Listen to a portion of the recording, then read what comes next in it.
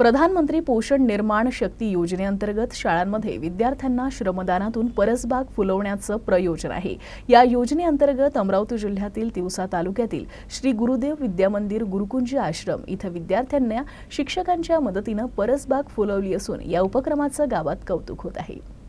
आजच्या काळात विद्यार्थ्यांचं शिक्षण सुकर करण्याची गरज आहे। सर्वत्र पोषण आहाराविषयी बोलल्या जातं, मात्र कृतीतून नैसर्गिक परसबाग उभ्या होताना दिसत आहे। त्याचा एक प्रयत्न म्हणजे परसबाग। परसबागेतून विद्यार्थ्यांना विविध विषयांचं ज्ञान मिळत असतं।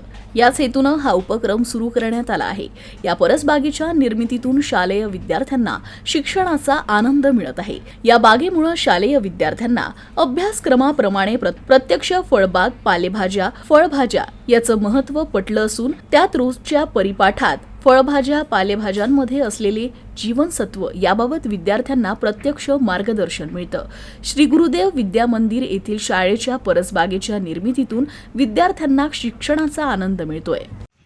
श्री गुरुदेव विद्यामंदिर गुरुकुंज आश्रम या ठिकाणी प्रधानमंत्री पोषण शक्ती निर्माण योजना जी आहे त्या योजनेअंतर्गत गेल्या 2 वर्षापासूनच आम्ही या परसबागेचा उपक्रम आमच्या शाळेमध्ये राबवून राहिलेलो आहे आणि त्या उपक्रमाअंतर्गत वर्ग 5 ते 8चे विद्यार्थी हे आमच्या परसबागेमध्ये काम करतात आणि त्यांना वर्गवाईज आम्ही नियोजन या पद्धतीचं दिलेलं आहे आणि त्याच्यामध्ये त्यांनी जवळपास सगळ्या ज्या हिरव्या पालेभाज्या आहेत त्या कव्हर केलेल्या आहेत।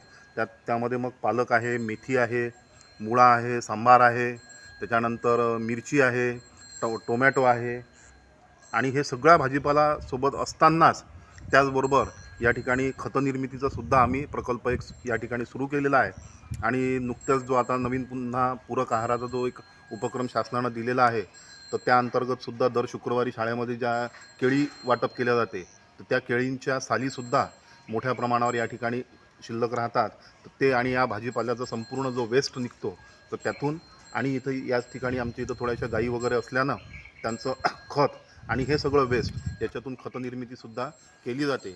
शिक्षकांच्या मार्गदर्शनात विद्यार्थ्यांनी फुलवलेली ही परसबाग इतरांना देखील प्रेरणादायी आहे।